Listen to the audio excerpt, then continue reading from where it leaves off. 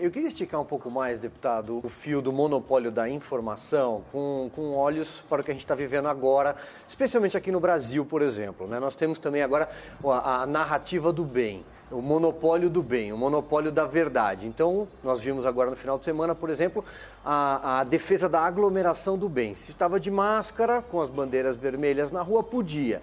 Em outras ocasiões, não podia. Evidentemente que ali não havia preocupação com a pandemia, muito menos com vacinas e demais narrativas levadas para a rua, mas sim com a politização pura e o desgaste do governo federal na figura do presidente Jair Bolsonaro. E ontem nós fomos ainda surpreendidos com mais uma nova informação, como o seu colega Paulo Eduardo Martins classificou como o futebol do bem. Né? A Copa América vem para o Brasil, mas há uma lista de artistas, jornalistas, youtubers, personalidades, influencers dizendo não, vai ser a Copa América, vai ser a Copa América do vírus aqui no Brasil.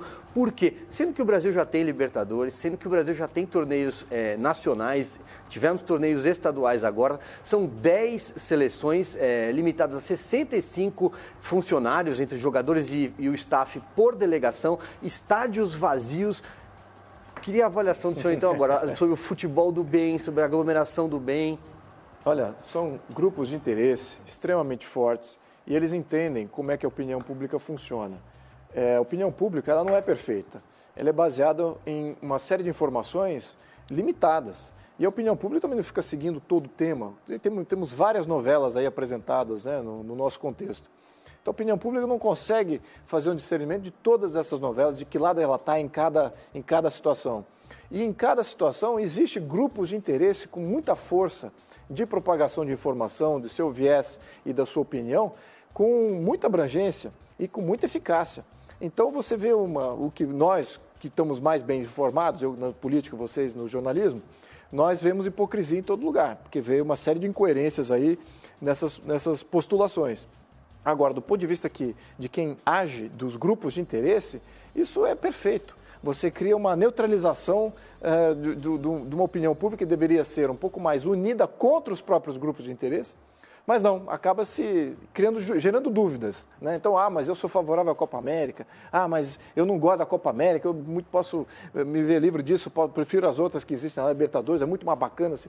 Então, você gera uma série de distensões ali na opinião pública que é na dúvida onde cresce o poder dos grupos de interesse. Então, a mídia ainda é influente, né? Seja ela a mídia social, seja ela a mídia tradicional, qualquer canal de mídia hoje, ele é influente. É por isso que ele tem que ser olhado com muito mais rigor do que estava antes. Então, eu vejo assim, a ação de grupos de interesse e o que está por trás do jogo. É isso que a gente tem que, a função do jornalismo, a função dos políticos bem intencionados, é exatamente nos livrarmos e tornar a coisa, do ponto de vista jornalista, cada vez opiniões mais independentes, do ponto de vista dos políticos, cada vez também mais independentes dos efeitos dos grupos de interesse. Então, temos um jogo aí muito mais obscuro que está começando a vir à tona.